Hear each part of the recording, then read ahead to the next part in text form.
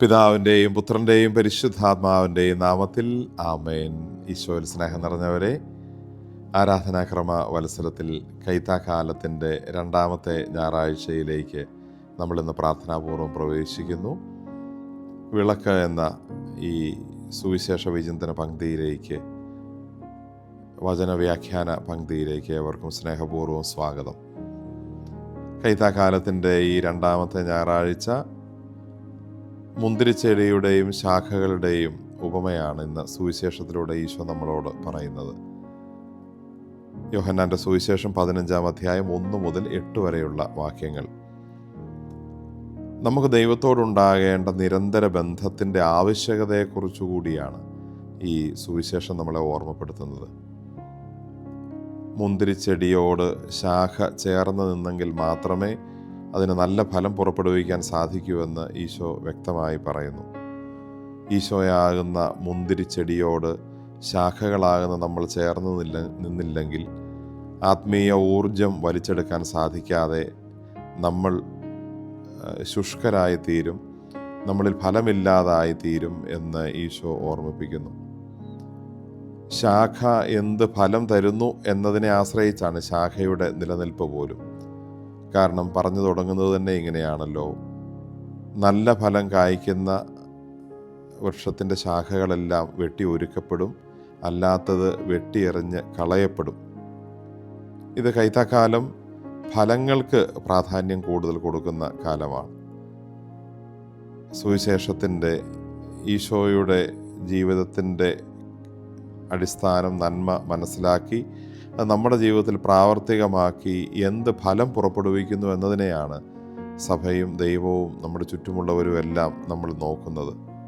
ഈ കാലത്തും റിസൾട്ട് ഓറിയൻറ്റഡായ ഒരു ചിന്താഗതിയാണ് ലോകം മുഴുവനുള്ളത് എന്ന് നമുക്കറിയാം. നമ്മൾ പഠിക്കുന്നതിന് ഒരു റിസൾട്ട് വേണം, ജോലി ചെയ്യുന്നതിന് ഒരു റിസൾട്ട് വേണം, അല്ലെങ്കിൽ ഒരു ഫിസിക്കൽ എക്സസൈസ് ചെയ്യുന്നയാൾ അതിൻ്റെ റിസൾട്ട് ഉണ്ടാവാൻ വേണ്ടിയാണ് ചെയ്യുന്നത്. റിസൾട്ട് ഫോക്കസ്ഡായ, റിസൾട്ട് ഓറിയൻറ്റഡായ ഒരു ചിന്താഗതി ലോകം മുഴുവനുമുണ്ട്. ആത്മീയതയിലും അത് വളരെ പ്രധാനപ്പെട്ടതാണെന്ന് ഈശോ നമ്മളെ ഇന്ന് ഓർമ്മിപ്പിക്കുകയാണ്. ഈശോ ആഗ്രഹിക്കുന്ന രീതിയിൽ, നമ്മുടെ സഹോദരങ്ങൾക്ക് ഉപകാരപ്പെടുന്ന രീതിയിലുള്ള നല്ല ഫലങ്ങൾ നമുക്ക് കൊടുക്കാൻ സാധിക്കുന്നുണ്ടോ എന്നുള്ളത് നമ്മൾ ആത്മശോധന ചെയ്യണം. ഏതാനും പ്രാർത്ഥനാ വിചാരങ്ങൾ പങ്കുവയ്ക്കട്ടെ. തിരുവചനം പറഞ്ഞു തുടങ്ങുന്നത് ഇങ്ങനെയാണല്ലോ: ഞാൻ സാക്ഷാൽ മുന്തിരിച്ചെടിയും എൻ്റെ പിതാവ് കൃഷിക്കാരനുമാണ്. എന്നിൽ നല്ല ഫലം കായ്ക്കാത്ത ശാഖകളെല്ലാം വെട്ടി തീയിലെറിയപ്പെടും, നല്ലത് കൂടുതൽ കായ്ക്കാനായി വെട്ടി ഒരുക്കുകയും ചെയ്യും. ഫലം കണ്ടു തുടങ്ങുന്ന ഒരു കാലം വരെ എല്ലാ ശാഖയ്ക്കും ഒരുപോലെ കരുണയും പരിഗണനയും ലഭിക്കും. പക്ഷെ ഫലത്തിലേക്ക് എത്തിക്കഴിയുമ്പോൾ, ഫലത്തിൻ്റെ കാലമാകുമ്പോൾ അതിൽ പ്രതീക്ഷിക്കുന്ന നന്മ ഫലം ഇല്ല എന്ന് കണ്ടാൽ പിന്നീട് ഈ കൃഷിക്കാരൻ ഇതുവരെ കരുണയോടെ സ്നേഹത്തോടെ വളർത്തിയ ആ മരത്തിൻ്റെ ശാഖകൾ വെട്ടിക്കളയും. അവിടെ ഒരു ദാക്ഷിണ്യമോ കരുണയോ ഒന്നും പിന്നീടില്ല. നമുക്കുള്ള വലിയൊരു ഓർമ്മപ്പെടുത്തലാണിത്. ദൈവം നമുക്ക് ജീവിതത്തിൽ നന്മകൾ സമ്പാദിക്കാനും നന്മയിൽ വളരാനുമുള്ള അവസരങ്ങൾ തരുന്നത് നമ്മുടെ വിധിയുടെ കാലം വരെയാണ്. ആ സമയത്ത് പിന്നീട് കരുണയ്ക്കായിട്ട് യാചിച്ചിട്ട് കാര്യമില്ല. അവിടെ വെട്ടിയെറിഞ്ഞ് കളയുന്ന, കരുണയില്ലാത്ത, നീതിയുടെ കാര്യം മാത്രം നടത്തുന്ന ഒരു സാഹചര്യം വന്നു ചേരും. അതുകൊണ്ട് നമുക്ക് ലഭിക്കുന്ന അവസരങ്ങൾ, നമ്മുടെ ജീവിത രംഗങ്ങൾ, ഇതിലെല്ലാം നന്മയുടെ ഫലങ്ങൾ കൊണ്ടുവരാനുള്ള വലിയ ഉത്തരവാദിത്വമുണ്ടെന്നുള്ള കാര്യം നമുക്ക് മറക്കാതിരിക്കാം. നമ്മൾ സുവിശേഷത്തിൽ കാണുന്ന കളയുടെയും വിളയുടെയും ഉപമയും അതുതന്നെയാണല്ലോ നമ്മളോട് പറയുന്നത്. കൊയ്ത്ത് വരെ അവ രണ്ടും ഒരുമിച്ച് വളരും.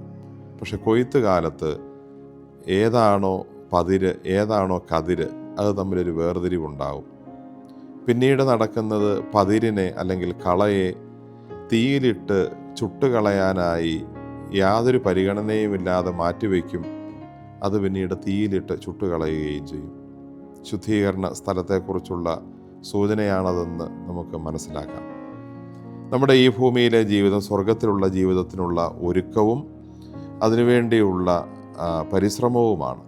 അതുകൊണ്ട് തന്നെ ദൈവം ആഗ്രഹിക്കുന്ന നല്ല ഫലങ്ങൾ കൊണ്ട് ജീവിതത്തെ പുണ്യം കൊണ്ട് സമ്പന്നമാക്കാനുള്ള ദൈവത്തെ മഹത്വപ്പെടുത്തുകയും മറ്റുള്ളവർക്ക് ഉപകാരമുണ്ടാവുകയും ചെയ്യുന്ന നല്ല ഫലങ്ങൾ, നല്ല ജീവിതം നമ്മളിൽ നിന്നുണ്ടായി അതുവഴി ദൈവം മഹത്വപ്പെടാൻ ഇടയാകണമെന്നാണ് ദൈവം ഒന്നാമതായി നമ്മളിൽ നിന്ന് ആഗ്രഹിക്കുന്നത്.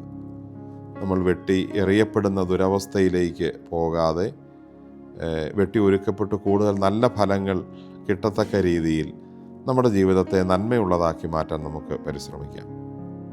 രണ്ടാമത്തെ ഒരു പ്രാർത്ഥനാ വിചാരം, നമ്മളിവിടെ പ്രത്യേകമായി ശ്രദ്ധിക്കുന്ന ഒരു കാര്യം, ഫലം നൽകാനാണെങ്കിലും അല്ലെങ്കിലും ഒരു വെട്ടുന്ന പ്രക്രിയ നടക്കുന്നുണ്ട്. ഫലമില്ലെങ്കിൽ അതിനെ എന്നേക്കുമായി വെട്ടിക്കളയുന്നു. ഇനി കൂടുതൽ ഫലം തരാനാണെങ്കിൽ അതിനെ വെട്ടി ഒരുക്കുന്നു. രണ്ടിലും ഒരു വെട്ടൽ പ്രക്രിയ നടക്കുന്നുണ്ട്. വെട്ടി കളയുന്നത് ഒരുപക്ഷെ വളരെ കോപത്തോടെ, അരിശത്തോടെ, ഇഷ്ടക്കേടോടെ, കാരണം പ്രതീക്ഷിച്ചത് അതിൽ നിന്ന് കിട്ടിയില്ല. പക്ഷെ വെട്ടി ഒരുക്കൽ എന്ന് പറയുന്നത് ഒരുപക്ഷെ പ്രൂണിങ് എന്നൊരു കാര്യമാണ്. അത് വളരെ ശ്രദ്ധയോടെ തായ്തണ്ടിനോ ശാഖയുടെ മറ്റു ഭാഗങ്ങൾക്കോ കേടുപാടുകളോ ബുദ്ധിമുട്ടോ ഉണ്ടാകാത്ത രീതിയിൽ വളരെ കരുതലോടെ ശ്രദ്ധയോടെ ചെയ്യുന്ന ഒരു കാര്യമാണ്. അല്ലെങ്കിൽ ഫലം തരാൻ വേണ്ടി അതിൻ്റെ അഗ്രം ഒരല്പം മുറിച്ച് കളയുന്ന ഒരു കാര്യമായിരിക്കാം. ഒരു രീതിയിൽ നോക്കുമ്പോൾ രണ്ടിലും ഒരു വെട്ടൽ നടക്കുന്നുണ്ട്.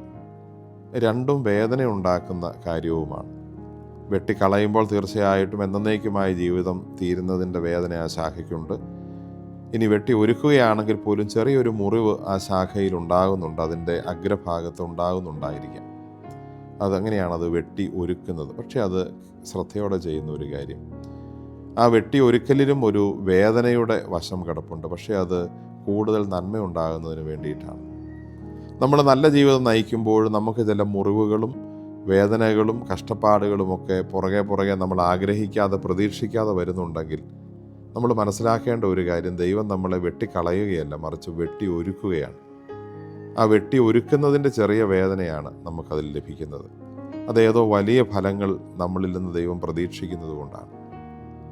സുവിശേഷത്തിൽ എത്രയോ സന്ദർഭങ്ങൾ ഇതിനോട് ചേർത്ത് പറയാവുന്നതുണ്ട്. ലാസർ മരിക്കുന്നതുവരെ കാത്തിരുന്ന ഈശോ മരിച്ചു കഴിഞ്ഞിട്ടാണ് പിന്നീട് അവിടേക്ക് എത്തുന്നത്. വലിയ അകലത്തിലല്ലായിരുന്നു ഈശോ ആ സമയത്തെന്ന് സുവിശേഷം ശ്രദ്ധാപൂർവം വായിക്കുമ്പോൾ നമുക്കറിയാം.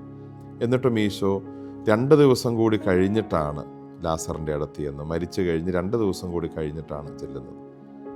കാരണം രോഗിയായിരിക്കുന്ന ഒരാളെ സുഖപ്പെടുത്തുന്നു എന്നതിനേക്കാൾ എത്രയോ വലുതാണ് മരിച്ചുപോയ ഒരാളെ വീണ്ടും ജീവിതത്തിലേക്ക് കൊണ്ടുവരുന്ന ഒരു അത്ഭുതം.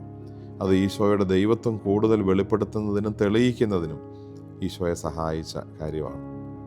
പഴയ നിയമത്തിൽ മനോഹരമായ ഒരു സന്ദർഭം കാണുന്നത് പൂർവ്വപിതാവായ ജോസഫുമായി ബന്ധപ്പെട്ടാണ്. ഉൽപ്പത്തി പുസ്തകം 39-40 അധ്യായങ്ങളിലാണ് ജോസഫിനെ കുറിച്ച് കൂടുതലായ വിശദീകരണമുള്ളത്. അവിടെ നമ്മൾ കാണുന്നു, ജോസഫും പൊത്തിഫാറിൻ്റെ ഭാര്യയുമായിട്ടുള്ള ആ കാര്യങ്ങൾ, ആ രംഗങ്ങൾ കഴിയുമ്പോൾ ജോസഫ് ആ ഭാര്യയുടെ തെറ്റായ കുറ്റാരോപണം കൊണ്ട് ജയിലിലാവുകയാണ്. പക്ഷെ അതിലെല്ലാം ഒരു ദൈവിക പദ്ധതി പിന്നീട് തെളിഞ്ഞു വരുന്നത് നമ്മൾ കാണും. ജോസഫ് ജയിലിൽ കിടക്കുമ്പോൾ ഫറവോയുടെ പാനപാത്രവാഹകനും പാചക പ്രമാണിയും അതുപോലെ ഈ യജമാനെതിരെ തെറ്റ് ചെയ്തതുകൊണ്ട് ജയിലിലാകുന്നു. ജോസഫ് അവരുമായി ചങ്ങാത്തത്തിലാകുന്നു. അവരുടെ ജീവിതത്തിന് സംഭവിക്കാൻ പോകുന്ന കാര്യങ്ങൾ പറയുന്നു. പാചക പ്രമാണി കുറ്റം വിധിക്കപ്പെടുമെന്നും എന്നാൽ പാനപാത്രവാഹകൻ രക്ഷിക്കപ്പെടുമെന്നും ജോസഫ് പ്രവചിക്കുന്നു. അതുപോലെ തന്നെ സംഭവിക്കുന്നു. പാനപാത്രവാഹകൻ ആ തടവറയിൽ നിന്ന് രക്ഷപ്പെട്ടു പോകുമ്പോൾ ജോസഫ് പറയുന്നുണ്ട്, നീ പുറത്തിറങ്ങി കഴിയുമ്പോൾ എന്നെ കൂടി ഓർക്കണം, എൻ്റെ കാര്യം കൂടി പറഞ്ഞ് എന്നെയും ഇവിടെ നിന്ന് രക്ഷിക്കണം. പക്ഷേ പാനപാത്രവാഹകൻ പുറത്തിറങ്ങിക്കഴിഞ്ഞപ്പോൾ ജോസഫ് പറഞ്ഞേൽപ്പിച്ച് ഈ കാര്യം മറന്നു. ജോസഫ് അങ്ങനെ അധികമായി 2 വർഷം കൂടി ജയിലിൽ കിടക്കേണ്ട, വേദനയുടെ നാളുകളിലൂടെ കടന്നു പോകേണ്ട സാഹചര്യം ഉണ്ടാകുന്നു. ഒരുപക്ഷെ ജോസഫ് ഓരോ ദിവസവും വിചാരിക്കും, ഇന്ന് എൻ്റെ കാര്യം പറയും, അല്ല ഇന്ന് രാത്രി എൻ്റെ കാര്യം പറയും, നാളെ എൻ്റെ കാര്യം പറയും. അതൊന്നും സംഭവിച്ചില്ല. അങ്ങനെ 2 വർഷം കൂടി ജോസഫിന് അധികമായി ജയിലിൽ കഴിയേണ്ടി വന്നു. പക്ഷെ അത് ദൈവം ഒരുക്കിയ ഒരു നന്മയുടെ പദ്ധതിയായിരുന്നുവെന്ന് പിന്നീട് കാണുന്നു. 2 വർഷം കഴിയുമ്പോഴാണ് ആ നാടിൻ്റെ ഭരണാധികാരിയായ ഫറവോയ്ക്ക് ദർശനം ഉണ്ടാകുന്നത്.